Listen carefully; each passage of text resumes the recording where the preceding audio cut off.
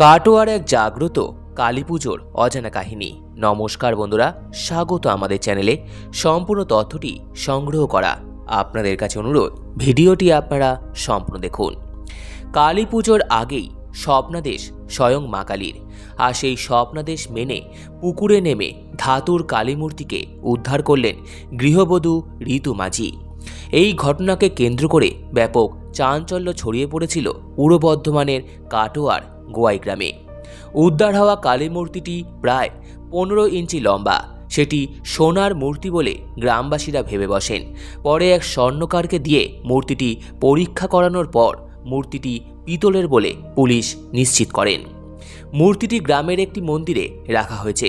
কালী পুজোর দিন ঘটা করে এই দেবী মূর্তিকে পুজো করেছেন গোয়াই গ্রামের বাসিন্দারা।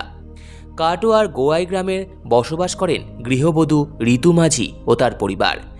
ঋতু মাঝির দাবি, সম্প্রতি মা কালী তাকে স্বপ্নে দেখা দিয়ে বলেন যে, আমি গোয়াই গ্রামের টিবি পুকুরে পড়ে আছি, আমাকে এখান থেকে উদ্ধার করে নিয়ে যা। ঋতু মাঝি বলেন, দেবী কালী মায়ের এমন স্বপ্নাদেশ পেয়ে তিনি ভয়ও পান, আবার বিচলিত হয়ে পড়েন। ভয় পাওয়ার কারণ হলো তার স্বামী কর্মসূত্রে বাইরে থাকেন, মেয়েকে নিয়ে সে বাড়িতে একাই থাকে, তাই কি করবে সেটা বুঝে উঠতে পারছিল না। আবার মা কালীর নির্দেশের কথাও অমান্য করার স্পর্ধা দেখাতে পারছিল না। এইসব নিয়েই মনে একটি ভয় ভীতি তৈরি হওয়ার কারণে কয়েকদিন তিনি পুকুরের ধারে কাছে যাননি। শেষমেশ মন শক্ত করে মা কালীর নাম জপ করতে করতে সকালবেলায় টিবি পুকুরে স্নান করতে নামে এবং তখনই তার পায়ে বস্তুর মতো একটা কিছু ঠেকে। ডুব দিয়ে সেটিকে হাতে করে তুলে দেখে একটি কালী মূর্তি। প্রথম দিকে তিনি মূর্তিটি দেখে ভেবেছিল সেটি সোনার কালী মূর্তি, কিন্তু পরে জানা যায় সেটি পিতলের। এদিকের কালী পুজোর 3 দিন আগে কালী মূর্তি উদ্ধার হওয়ার খবর চাউর হতেই গ্রাম জুড়ে শোরগোল পড়ে যায়। মূর্তিটি দেখতে অগণিত ভক্তরা গোয়াই গ্রাম সহ আশেপাশের গ্রামের প্রচুর ভক্তরা ভিড় জমান।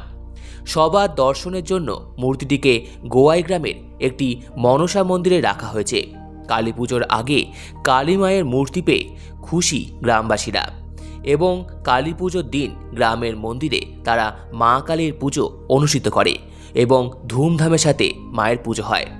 দেবীকে ভোগ হিসাবে ফল ফলাদি, মিষ্টান্ন, নৈবেদ্য এছাড়া নিরামিষ অন্নভোগ নিবেদন করা হয়। সম্পূর্ণ ভিডিওটি দেখার জন্য আপনাদের সকলকে অসংখ্য ধন্যবাদ। ভিডিওটি ভালো লেগে থাকলে লাইক, কমেন্ট, শেয়ার এবং চ্যানেলটিকে অবশ্যই সাবস্ক্রাইব করুন। ধন্যবাদ।